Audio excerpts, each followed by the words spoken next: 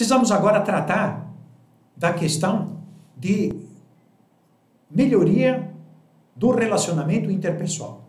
E hoje nós temos, devido à grande quantidade de mudanças, de necessidades de negociação, necessidade de rever contratos, de rever prazos de entrega, problemas com fornecedores, problemas com os clientes, problemas com o produto, problemas de gargalos ou restrições da nossa equipe de trabalho, que temos que fazer escalas para, tendo em conta, através daquela motivação transcendente, o bem dos colaboradores e o bem da empresa e o bem da missão que presta para a sociedade.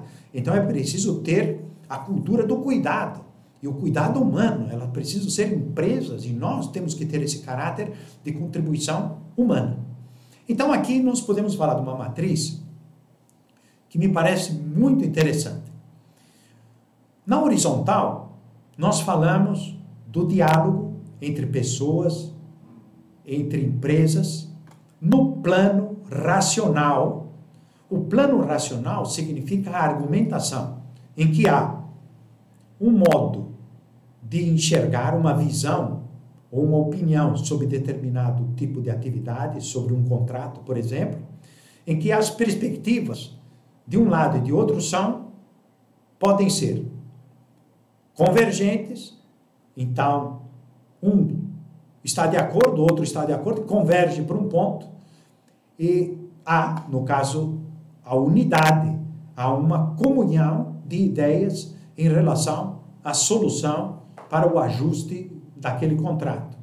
Agora, no plano racional, se houver acordo, portanto, as razões, os motivos, a racionalidade em jogo, a argumentação, ela acaba convencendo através do diálogo. Nós falamos que no plano racional nós podemos estar em acordo, ou então em desacordo.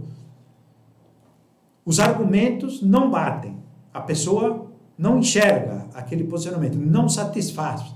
Então, no plano racional, posso estar em acordo ou em desacordo. Porém, as coisas não se resolvem só com o plano racional. Existe um outro plano, que nós colocamos aqui, o plano emocional. É aquele plano das nossas percepções sobre o outro. Nossas percepções sobre o modo como está se conduzindo aquela negociação. E podemos estar de acordo ou em desacordo com aquela proposta, ou com aquele modo de fazer, ou com aquelas circunstâncias. Ainda que no plano racional, podemos também estar em acordo e desacordo. Isso dá 4 dimensões distintas, diferentes, no plano racional, acordo com desacordo emocional, no plano racional, desacordo com desacordo emocional, e a quadrante 3, plano racional de desacordo e acordo emocional, e plano racional, acordo, e plano emocional, acordo também, a unidade. Então, vamos ver aqui o primeiro quadrante. O acordo no plano racional, no plano dos argumentos, mas desacordo no plano emocional. Normalmente, isso daqui tem a ver com a simpatia ou antipatia de uma das partes. E pode ser que aquilo lá não nos caia bem. E, por vezes, acaba se caindo num estado interno de conformidade com uma determinada solução. Não é o melhor, gostaríamos que aquilo fosse uma unidade, gostaríamos que tivéssemos em acordo no plano emocional, mas como racionalmente satisfaz, caímos no campo da conformidade.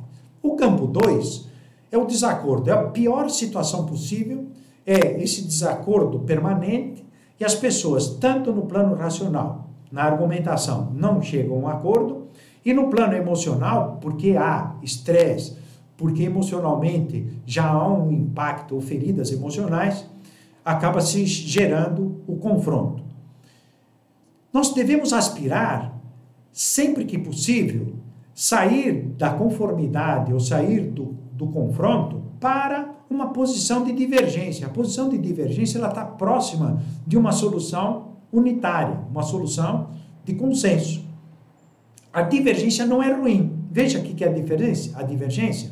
Os meus argumentos não estão de acordo com os argumentos do outro, porém, há um acordo emocional. Nós conseguimos nos relacionar. O relacionamento interpessoal é adequado, emocionalmente não está impactado, né? Não há uma aversão por questões emocionais.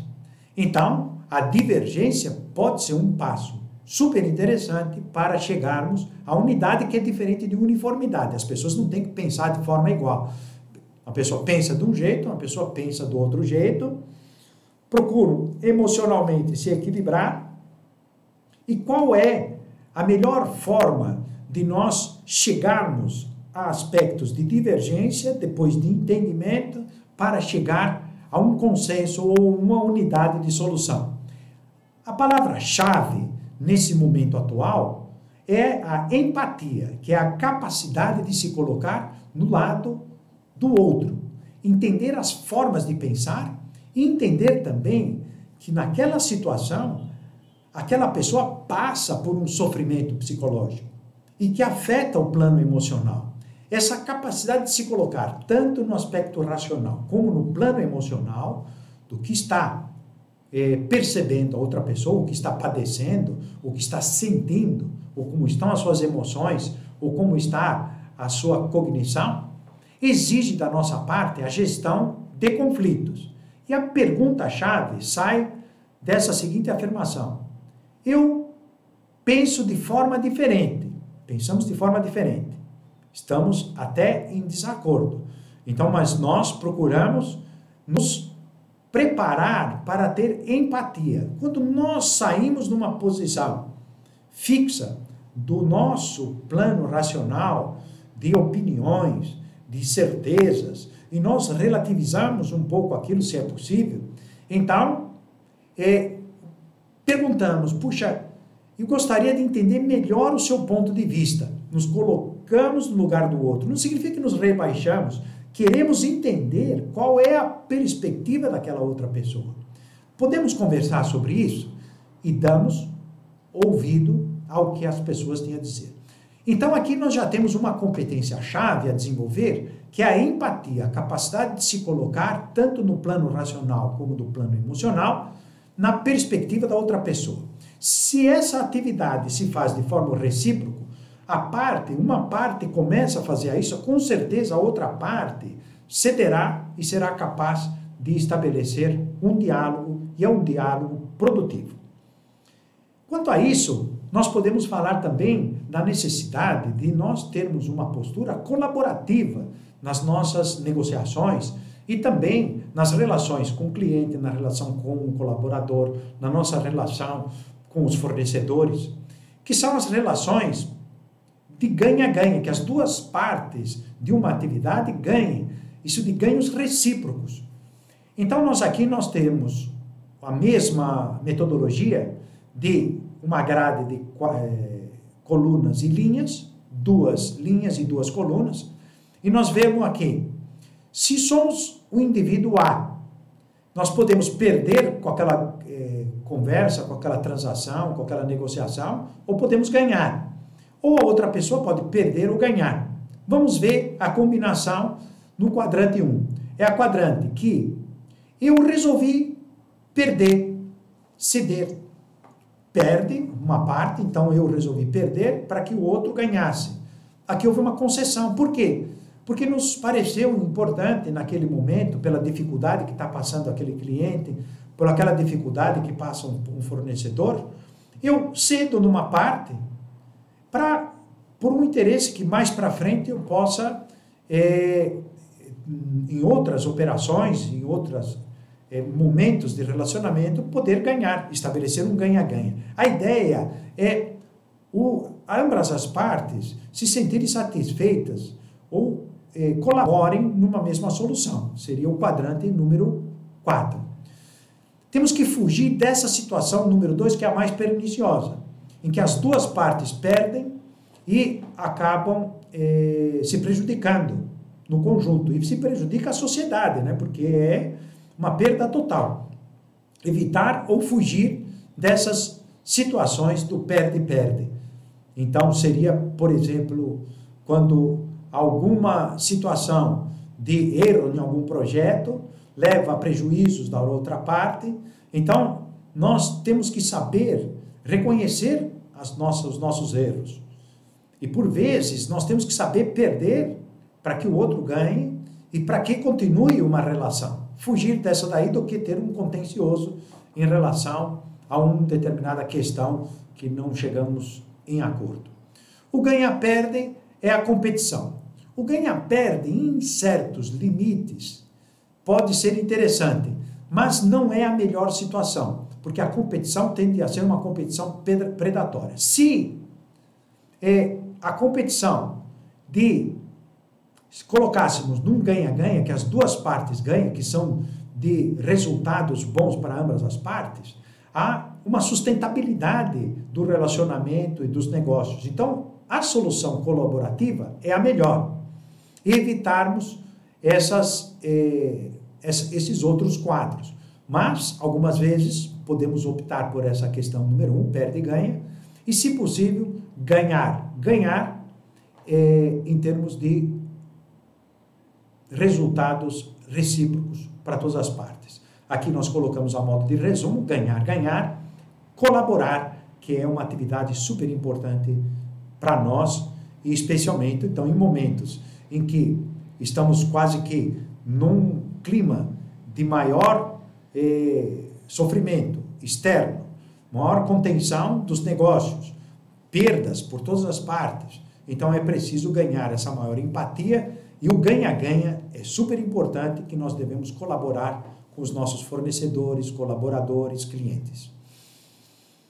Também outra ferramenta importante para a melhoria da qualidade do relacionamento interpessoal é o conhecimento próprio, tendo em conta feedbacks, a percepção de outras pessoas. Aqui está a percepção de pessoas de fora e as nossas percepções.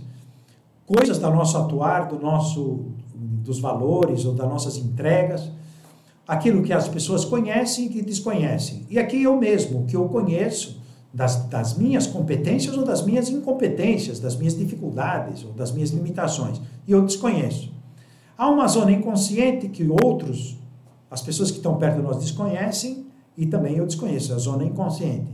A zona cega, que é uma que nós temos que procurar estabelecer o diálogo produtivo, ativo, perguntando o que as pessoas estão achando da nossa atuação, do nosso relacionamento interpessoal, procurar o feedback, conversar com as pessoas, em que eu posso melhorar, quais são as competências que eu deveria adquirir. Isso vai ser o elemento chave para as nossas sessões de mentoria.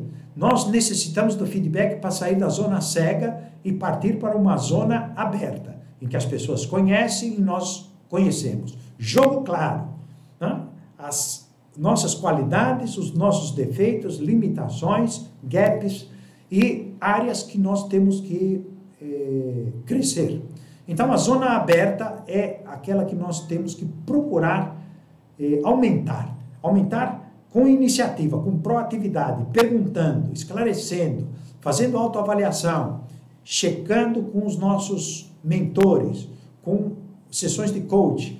Como for, as nossas sessões de mentoria vão se basear nos dados que vocês trarão, ou você possa trazer, para a nossa sessão de mentoria ao final desses módulos que estamos apresentando.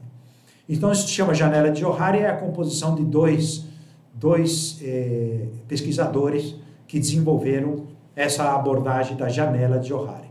Eu grifo aqui a necessidade de feedback para aumentarmos o nosso conhecimento próprio. Depois nós temos que ter a capacidade de delimitar qual é a competência-chave para que a gente trabalhe nela em termos de relacionamento interpessoal, para que o impacto nos resultados da equipe, nos resultados da nossa qualidade de liderança, melhore em termos de resultados finais para as nossas organizações ou para o ambiente em que nós estamos atuando.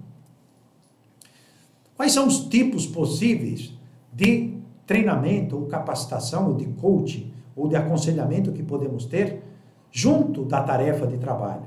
com os parceiros, com o líder da nossa atividade, com outras pessoas que estão designadas para essa função. Em certa medida, o mentoring pode ajudar muitíssimo o trabalho de coaching. Vocês, então, tendo tido já algumas sessões de coaching, isso daí é muito útil trazer para... Normalmente, o coaching se dá num ambiente de trabalho, como um treinamento porque veio essa expressão do coach, vem do trabalho, do treinamento das equipes de esportes. E lá está o treinador dando as orientações chaves ao longo do processo. Então, já o mentoring é um olhar sobre os conhecimentos necessários, algumas avaliações, alguns gaps, e que pode fornecer conhecimentos, experiências chaves para a prática do dia a dia. Aqui serve também esse modelo de dupla linha e dupla coluna. Nós temos aqui na avaliação externa e a avaliação própria, autoavaliação. Fortalezas e áreas de melhoria. Veja, se eu tenho na avaliação externa uma avaliação de que, por exemplo, a minha capacidade de comunicação, minha qualidade de comunicação é muito boa, ou é